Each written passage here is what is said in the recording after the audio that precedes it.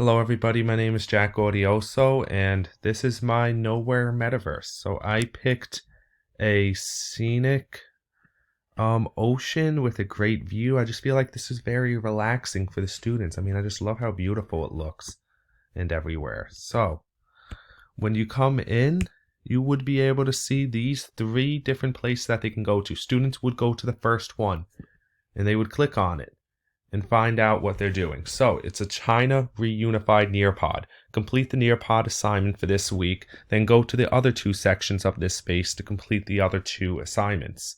So we click on the link, it brings us straight to Nearpod. We will then join it. This is a student-paced Nearpod, so that students complete it at their own pace. So the objectives for the week: I can examine the contributions of a reunified Chinese dynasty. I can analyze the significance of Marco Polo's travels on the Silk Road, and I can evaluate how we use the cultural diffusion brought back to the Western world from China from Marco Polo's travels. So I just love Nearpod. This is one of the things that you can do, match the terms. So we can see how the duty of a family to subordinate their needs to the male head of the family and older generations, that is, where is it? Filial piety. So you see how it's green and then it's blue. Let's just say, why are rivers so important? Great for food. Ruler was destined to rule. Well, that is the mandate of heaven. But let's just say this one. Now you see that it's red, not good. Then you click on the correct one.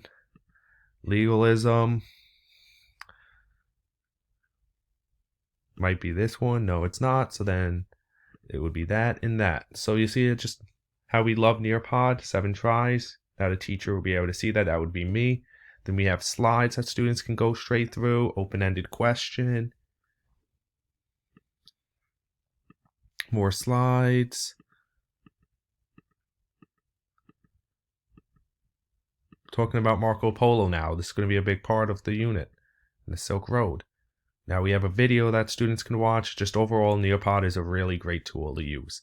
Alright, so now that we're back to this, after students will complete that, they would then move on to one of the other two options. I'm going to go to this one. I believe this is going to be the Edpuzzle. So click on it. Yes, it is the Edpuzzle on Marco Polo. Go straight to the Edpuzzle website. They click on this, watch this YouTube video. And then at certain points, they'll have questions that they'll have to answer. They submit the questions correct, and then they continue with the video. Right, so back to the Nowhere. They can go to the final location. Oops. Come on, turn around. Right, so they can go to the final location. And they have the Unit 8 worksheet. Right, so this they will use Kami to answer. If you know what Kami is, it allows you to answer, to write on documents. Now this is, for me, I can write and type on it because it's my specific document, but the students shouldn't be able to do that.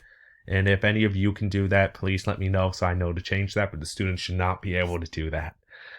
So they should have to use Kami, which all students usually get in their classrooms as part of their educational technology. If they can't, then we'll figure something out for that specific class. But for my students and where I teach, they have an option to use Kami.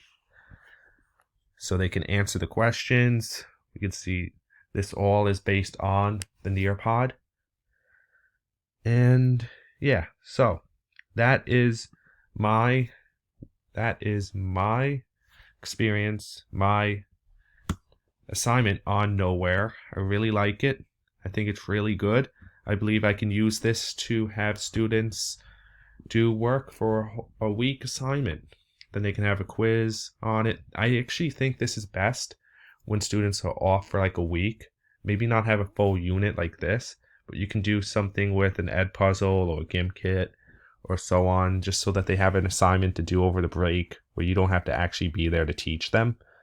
You know, you can still add a Nearpod student pace so students can keep up, especially if it's an AP class.